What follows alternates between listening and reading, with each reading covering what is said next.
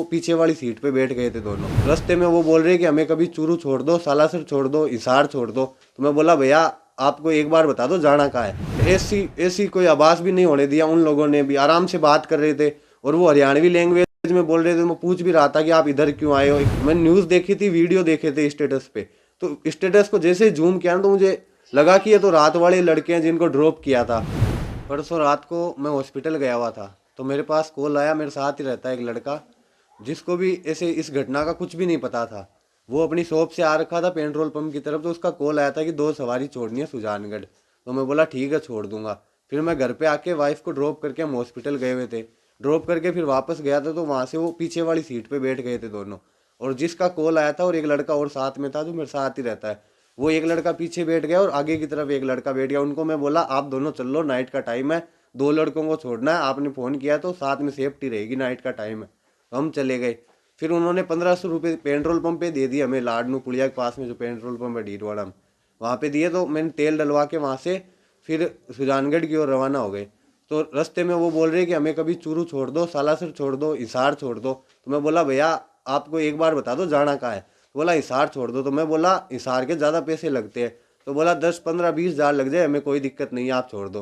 तो मैं बोला भैया हमारे घर वाले अलाउ नहीं करते 10 बजे के बाद में। तो उनको फिर वो बोले ठीक है सुजानगढ़ की तरफ चलो, वहाँ से कोई साधन देखते हैं। मैं बोला भैया आप ट्रेन में चले जाओ। तो बोला हम ट्रेन में नहीं जाएंगे, हम आराम से जाएंगे बस में या टैक्सी में।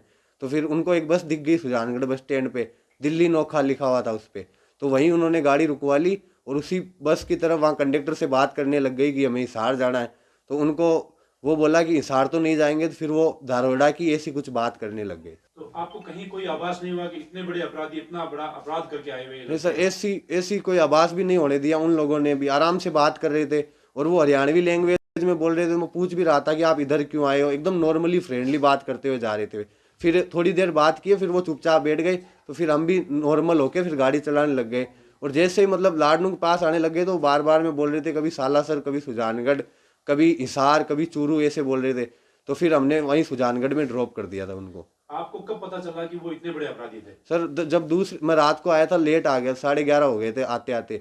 तो दूसरे दिन जब मैं उठा था तो हमारे शॉप पे कोई नहीं गया था। तो मैं बोला गए क्यों नहीं। तो बोला आज मार्केट बंद है, किसी का हत्याकांड हुआ है वहाँ पे। तो मैंने न्यूज़ देखी थी, वीडियो देखे थे स्टेटस पे। तो स्टेटस को जैसे जूम किया ना तो मुझे लगा कि ये तो रात वाले लड़के हैं जिनको ड्रॉप किया था। तो फिर मैंने अपने घर पे बताई थी सारी घटना कि ऐसा हुआ था और इनको मैं ड्रॉप करके आया था। फिर घर वालों ने मुझे, कजन अंकल है उनके पास में भेजा था तो वहाँ कोई नहीं था। फिर मैंने शाम के टाइम 6-7 बजे करीब अंकल को कॉल लगाया, मैं ऐसी बात है क्या करूं। तो उन्होंने बोला कि पुलिस की हेल्प करनी चाहिए तुझे, थाने में चला जा सीआई साहब के पास में। तो मैं वहाँ जाके सीआई साहब को पूरी घटना बताई थी। क्योंकि मैं जब जा रहा था तो मेरे जो दोस्त था जिसने कॉल किया था वो रास्ते में मिल गया था मुझे। तो उसके पास में खड़ा था तो वहाँ पुलिस की गाड़ी आई थी और हम दोनों को वहाँ से एसपी ऑफिस ले गई।